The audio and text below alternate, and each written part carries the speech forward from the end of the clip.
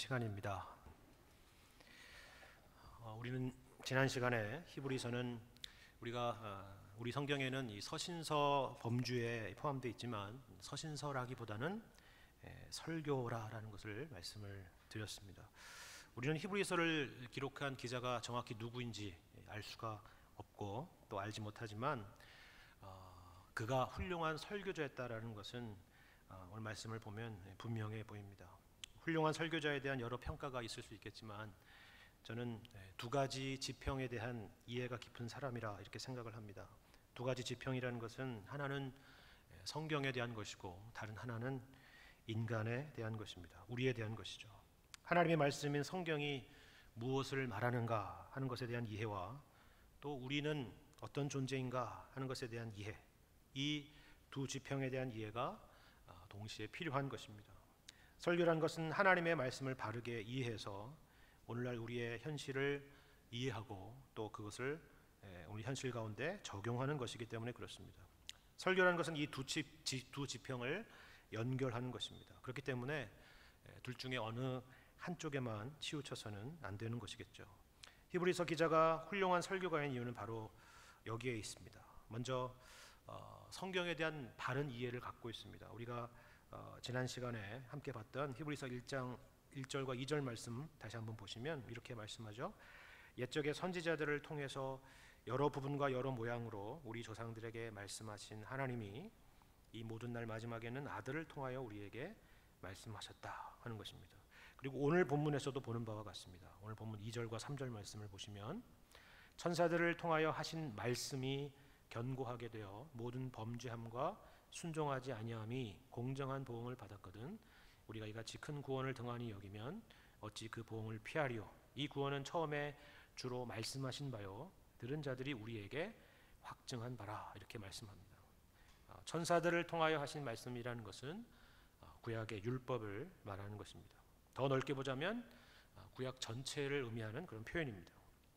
지난 시간에도 말씀드렸지만 유대인들은 전통적으로 모세가 천사의 손을 통해서 율법을 받았다라고 그렇게 믿었습니다. 그래서 사도행전에서 스데반은 천사가 전한 율법이라 하는 표현을 써서 그 율법을 설명하는 것을 볼 수 있습니다. 사도 바울도 갈라디아서에서 이 율법을 가리켜서 천사들을 통하여 한 중보자의 손으로 베푼 것이라 이렇게 표현하는 것을 볼 수 있습니다. 다시 말해서 천사들을 통하여 하신 말씀이라 하는 것은 앞서서 선지자들을 통하여 하신 말씀과 같은 의미입니다. 구약의 말씀이죠.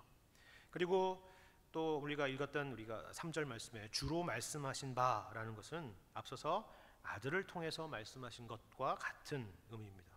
예수님의 말씀 그리고 그분이 행하신 일 그 모든 것들을 말하는 것입니다. 쉽고 단순하게 말하자면 신약이라 할 수가 있을 것입니다. 히브리서 기자는 이 구약과 신약의 말씀 모두 하나님의 말씀이라는 것을 분명히 하고 있습니다. 구약도 하나님의 말씀이고 신약도 주의 말씀이라 그러죠. 예수의 말이라 이렇게 하지 않고 주의 말씀이라 곧 하나님의 말씀이라 하는 것입니다. 그만큼 권위 있는 말씀이라 하는 것입니다. 그리고 이 모든 말씀은 다만 과거에 지나간 말씀이 아니라 오늘날 우리에게 하시는 말씀이라고 말하고 있습니다.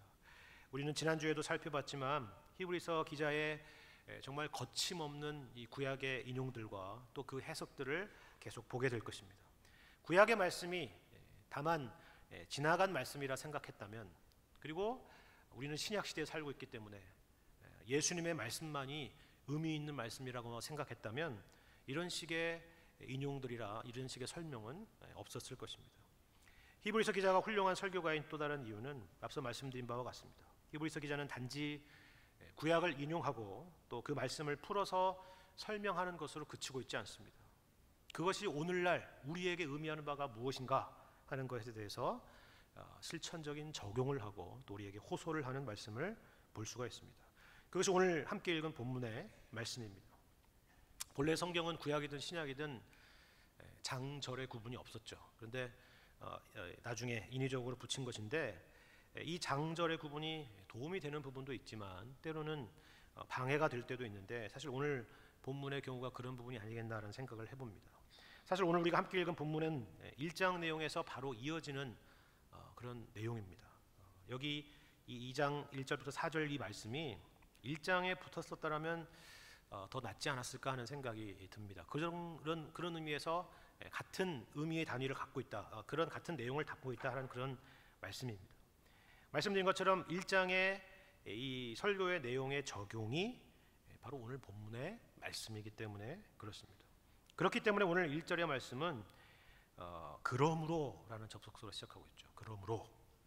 그러므로가 등장하면 그러므로가 뭔지를 확인하는 것이 일단 제일 중요할 것입니다. 그러므로라는 것은 쉽게 말해서 1장 전체에 대한 내용입니다.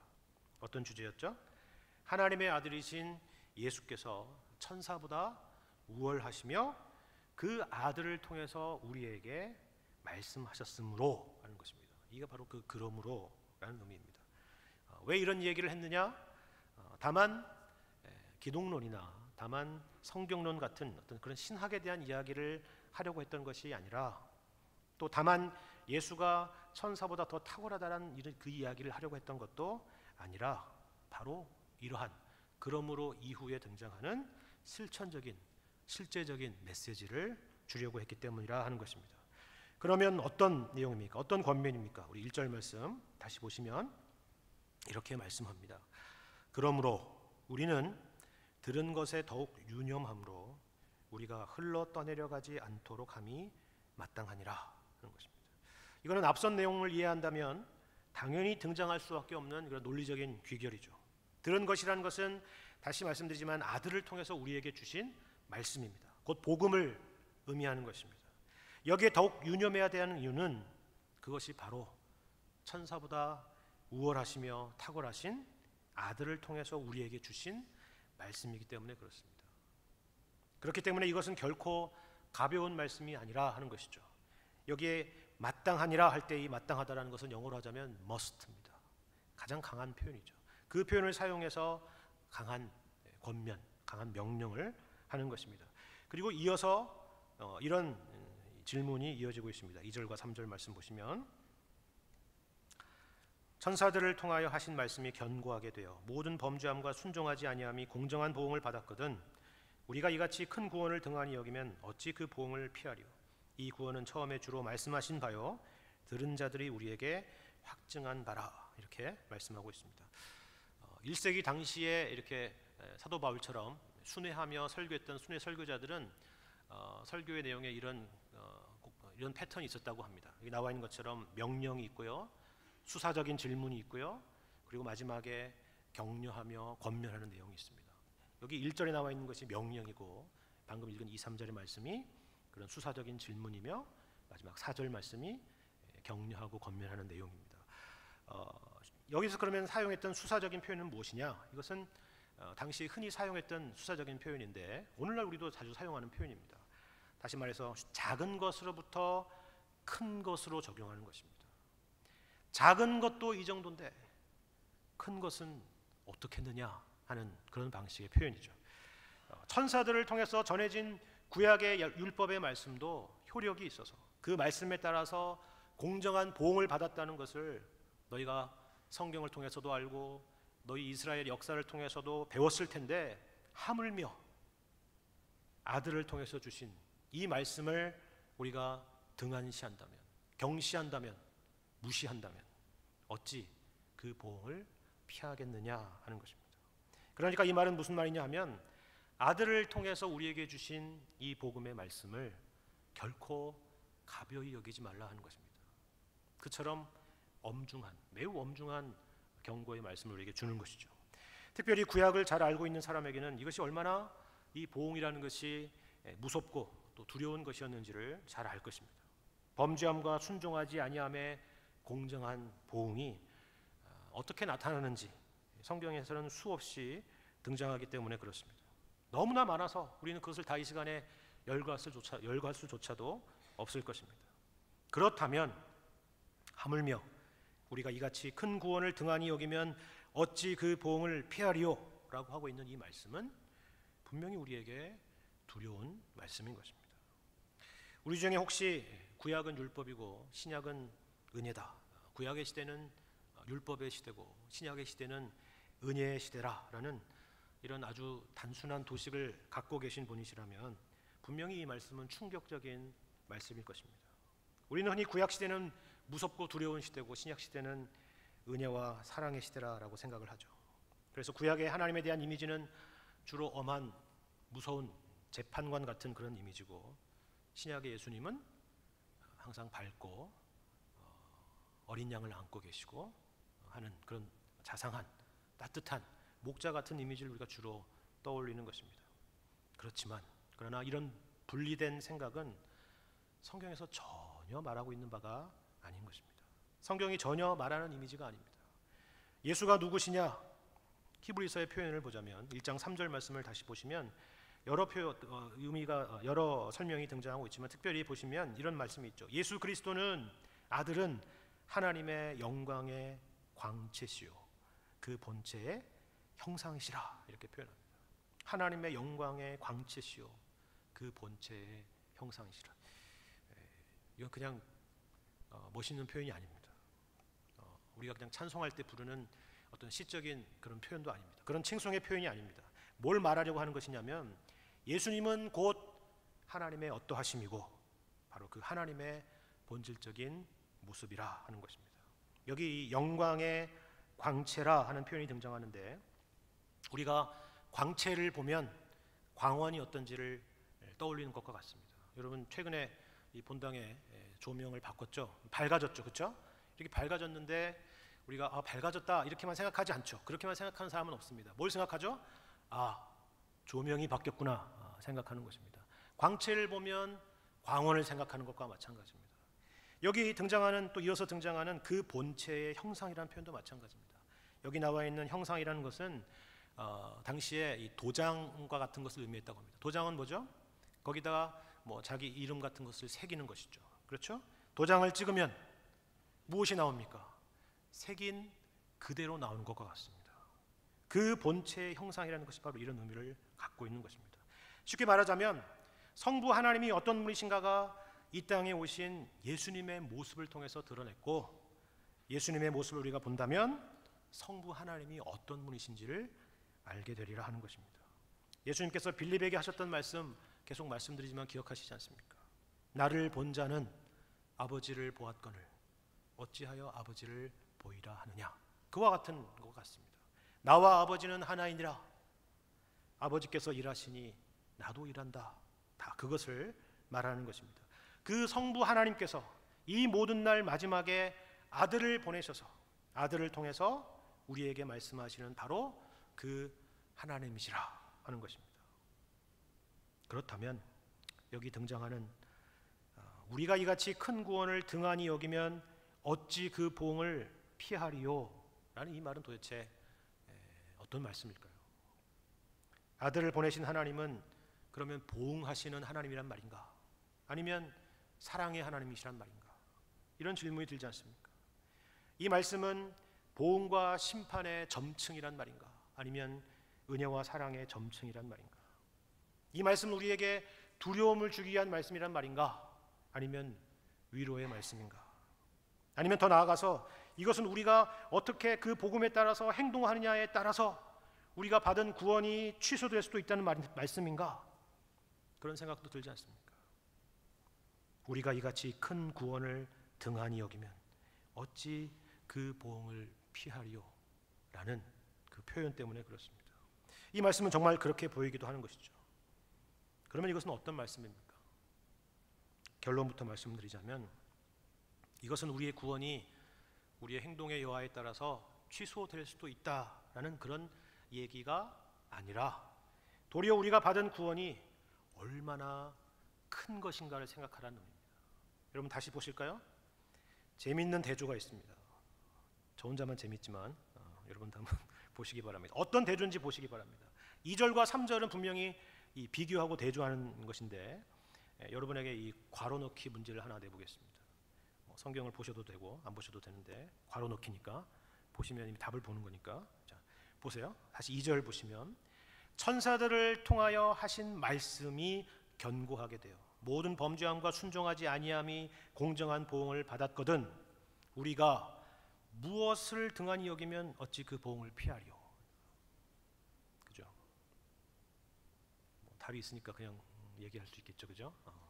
우리가 근데 2절을 염두에 두자면 여기 3절에 무엇을 등한히 여김 할 때 이 무엇에 대한 그 내용이 어떤 내용이 들어가야 되는 것이 맞다고 생각합니까? 2절에는 분명히 천사들을 통하여 하신 말씀이니까 3절에는 그러면 아들을 통하여 하신 말씀이지 않을까 하는 생각을 갖는 거죠. 그렇게 하는 것이 당연한 것입니다. 그런데 그렇게 표현하지 않았죠. 말씀하신 것처럼 이같이 큰 구원, 이같이 큰 구원을 등한히 여기면 어찌 그 보응을 피하려라는 것입니다. 영어로 하면 such a great salvation. 이건 분명히 독특한 것이고 분명히 의도적인 것입니다. 놀랍지 않습니까? 의도적이라는 말은 이런 것입니다. 만일 아들을 통해서 하신 말씀이란 그런 대칭적인 의미에서 이런 표현을 썼더라면 예수님의 말씀 또한 우리 또한 율법적인 차원에서 이해했을지 모릅니다. 마치 우리가 구약의 율법을 그렇게 이해하듯이 우리 힘으로 그것을 지킬 수 있고 지켜야만이 우리의 구원이 담보된다는 식으로 이해했을 것입니다. 하지만 그런 식의 의미로 예수님의 말씀을 이해했다면 그거는 전혀 우리에게 좋은 이야기는 아닙니다. 왜냐하면 사실 더 무거운 이야기이기 때문에 그렇습니다. 왜 그렇죠? 예수님께서 하신 말씀 기억하십니까? 예수님의 산상순의 말씀을 보시면 예수님의 말씀이 결코 구약의 율법의 요구보다 가벼운 것이 아니기 때문입니다. 형제를 미워하는 자마다 살인하는 자라.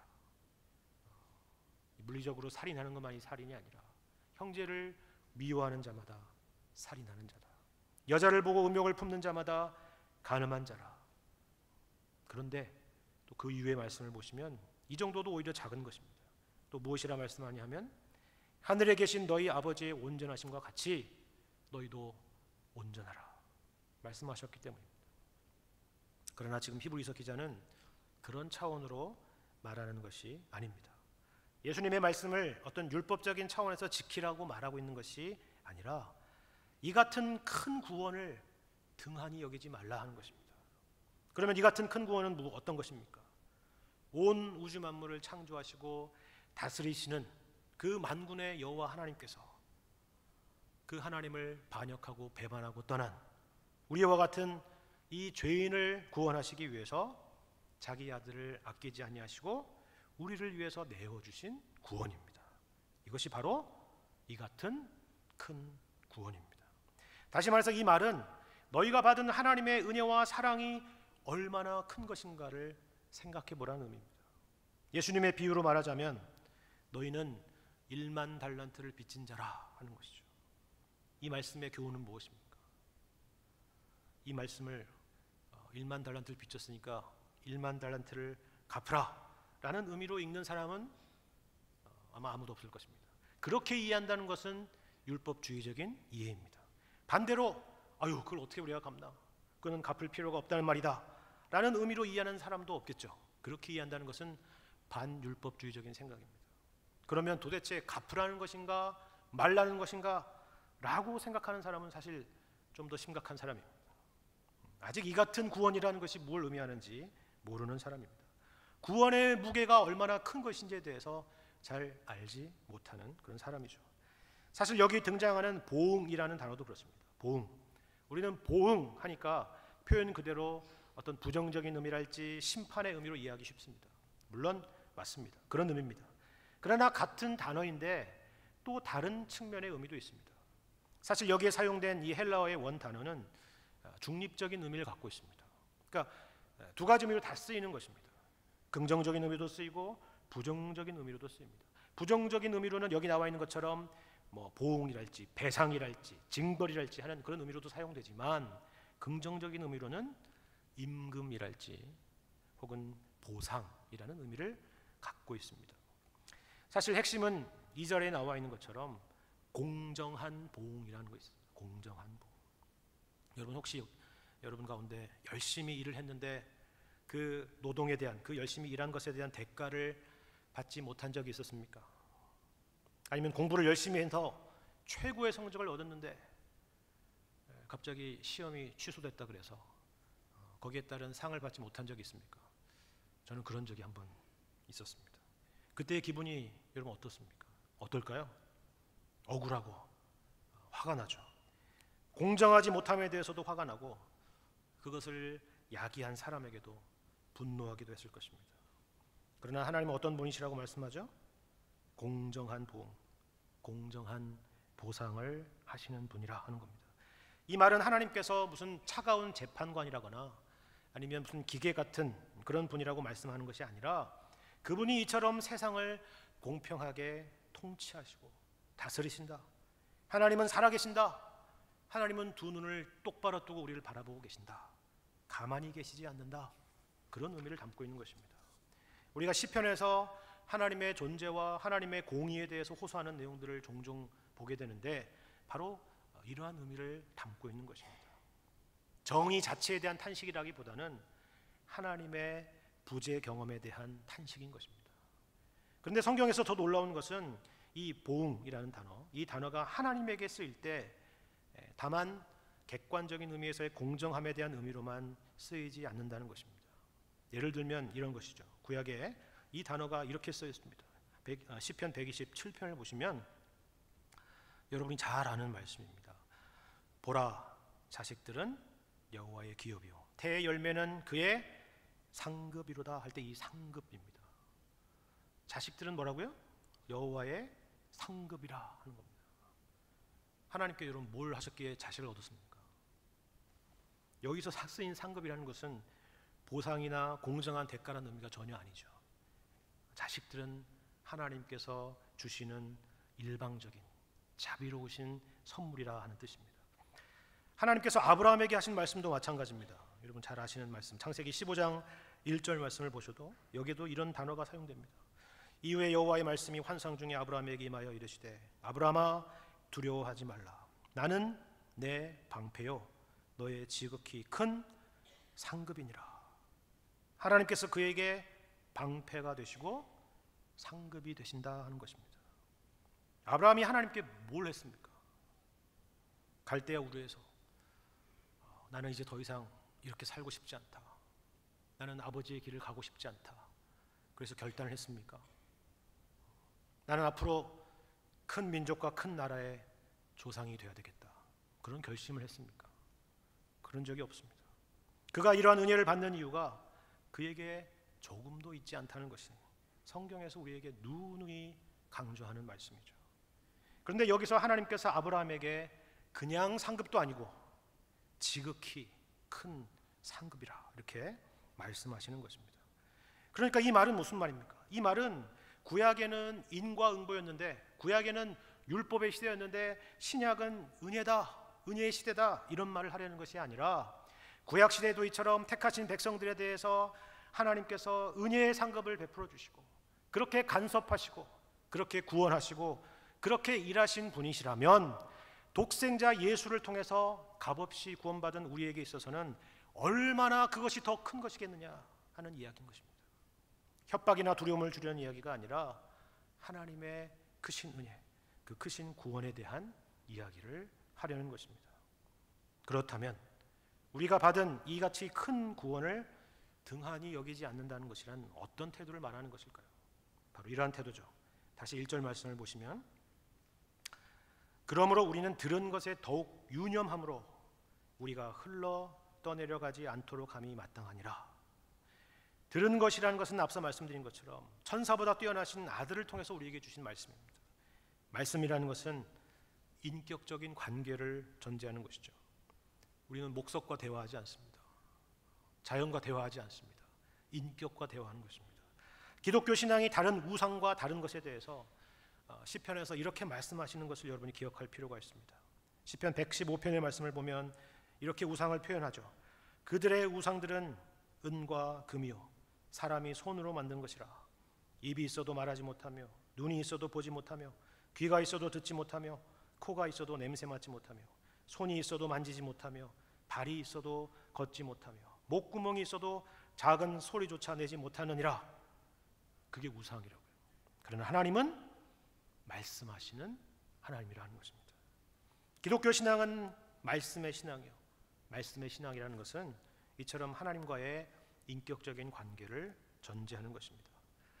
무슨 경전주의라는 게 아니라, 말씀을 중시하니까 무슨 경전을 탐구하는 경전주의랄지 무슨 문자주의라는 그런 말이 아니라, 하나님은 말씀을 통해서 우리에게 항복을 요구하시고 순종을 요구하시고 사랑을 요구하시는 인격적인 분이시라 하는 것입니다.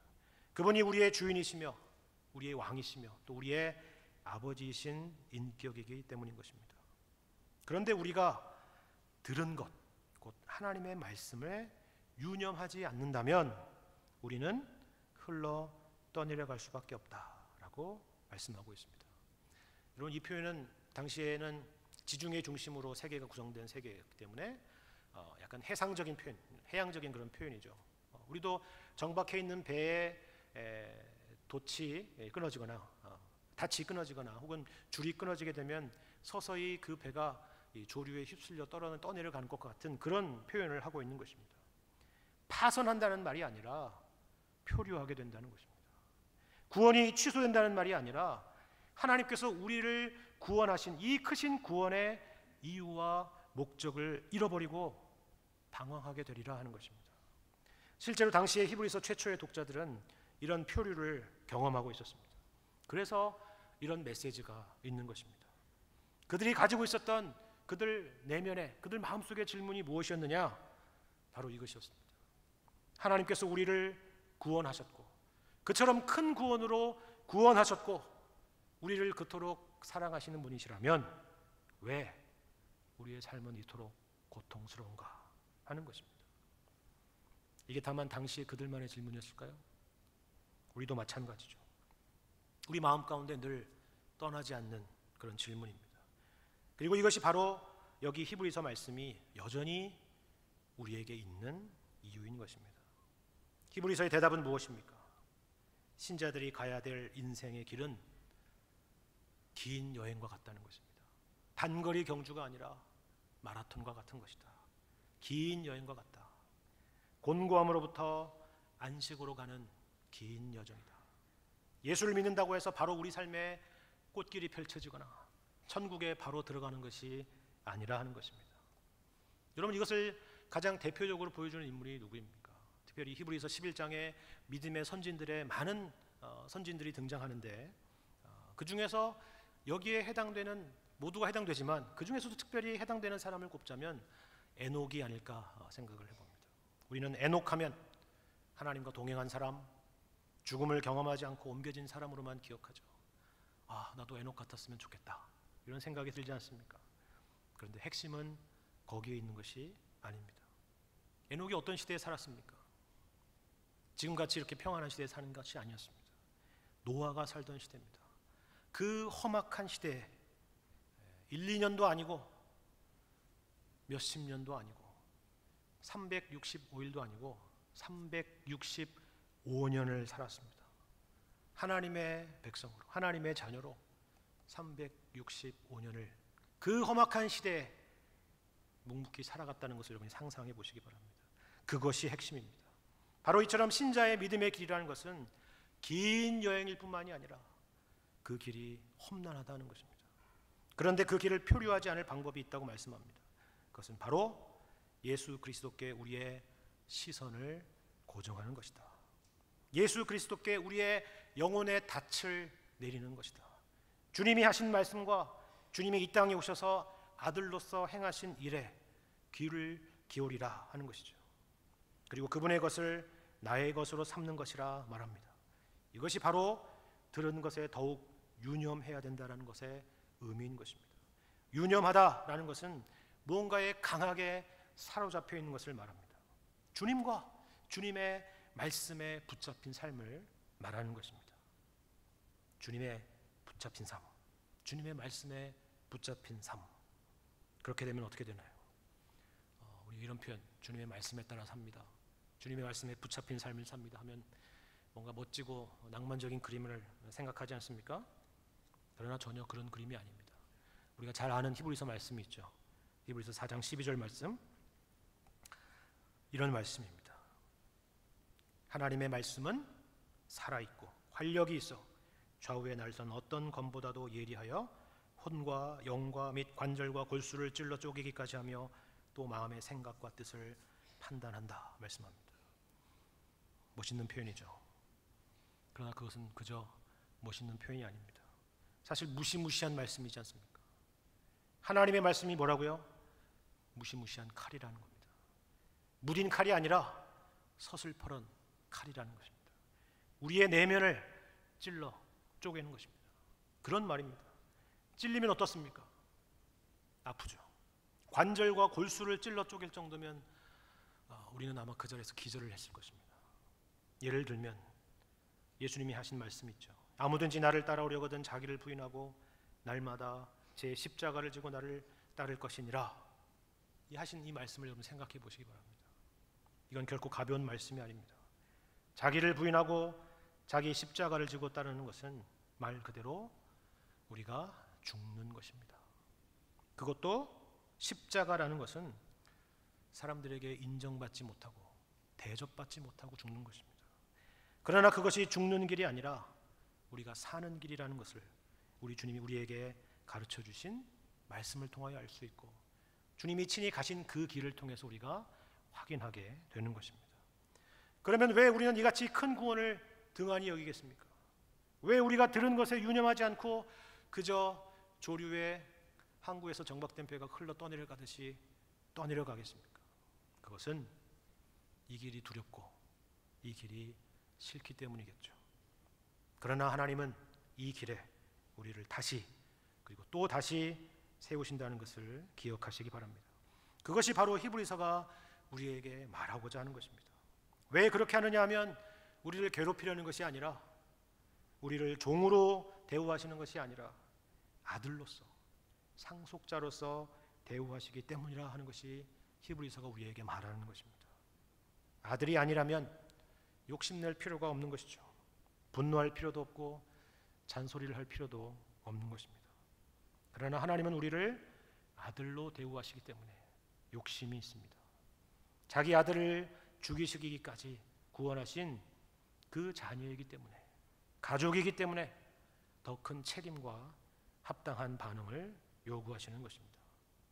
그때마다 난 버림받은 자식인가 보다, 난 어디서 주워온 자식인가 보다 그렇게 생각하지 마시고 우리를 이 자리에 이 책임을 져야 할 이 현실 가운데 두신 하나님 아버지의 크신 뜻을 생각하시기 바랍니다. 우리에게 허락된 이 같은 큰 구원의 무게, 그 은혜의 무게가 얼마나 큰 것인가를 생각하시기 바랍니다. 그리고 이 길을 우리보다 앞서서 가신 예수 그리스도를 바라보시기 바랍니다. 그래서 표류하지 않고 우리 주님이 기뻐하시는 하나님의 자녀들로 굳건하게 세워져 가시는 여러분과 제가 되기를 주님의 이름으로 간절히 축원합니다. 함께 기도하겠습니다.